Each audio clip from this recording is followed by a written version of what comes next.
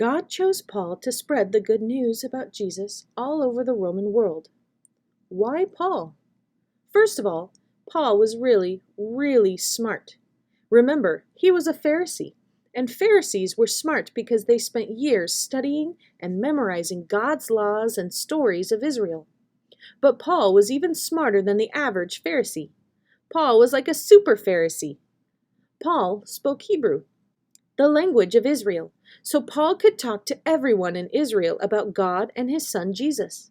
But Paul also spoke Greek, the language of the Roman Empire, because he had grown up in Tarsus, which was part of the Roman world. There was one more thing that made Paul perfect for this job. He was a Roman citizen. Today, if you're born in a country, you are automatically a citizen of that country. You get the special rights and freedoms of being a citizen of that country.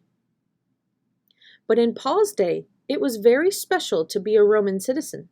Very few people in the Roman Empire, and almost no Jews, were actually citizens. Being a citizen was a huge help to Paul as he began sharing the good news. How? Well, if you were a Roman citizen, you could travel anywhere in the Roman Empire without any trouble at all. So Paul could go anywhere and talk to anyone about Jesus. If Paul was ever arrested for talking about Jesus, he couldn't be killed the way Jesus was killed, because he was a Roman citizen. And finally, if a Roman citizen was arrested and put on trial and didn't think the trial was fair, he could appeal to Caesar. The trial would end, and he would be taken to Rome to appear before Caesar himself, the king of the whole Roman Empire. There was no bigger king than Caesar, and all Paul had to do to go see him was say, "I appealed to Caesar," which, a few years later, is exactly what he did. Paul started traveling all over the Roman world telling people about Jesus. Jesus' followers started popping up everywhere. They began meeting together in groups that we now call churches. Soon, there was a new name for these followers of Jesus. Since they wanted to be just like Jesus Christ, people started calling them Christians, which means little Christs. Paul loved telling people about Jesus, even though it didn't always go very well. 2 times Paul was on a ship that sank in the sea. He was attacked by groups of people who wanted him to stop talking about Jesus.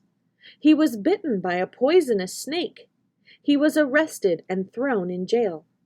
But even in the hard times, Paul was filled with joy.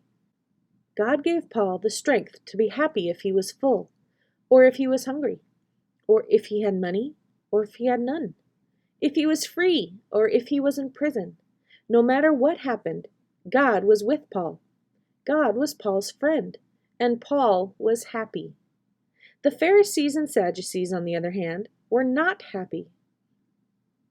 Paul was supposed to be arresting Jesus' followers, and instead more and more of them were showing up all over the Roman Empire. The Pharisees and Sadducees got the Roman governor to arrest Paul because he was a troublemaker. While Paul was in jail, he discovered the Pharisees were planning to kill him. So Paul decided to do something really bold. "I appeal to Caesar," he said.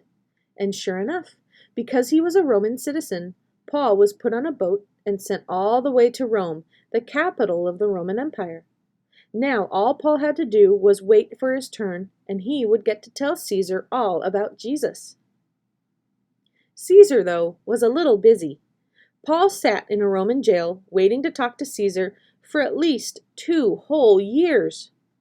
What did he do while he waited? What would you do? While he was waiting to meet with Caesar, Paul wrote letters. Lots of letters, some of which you've probably read.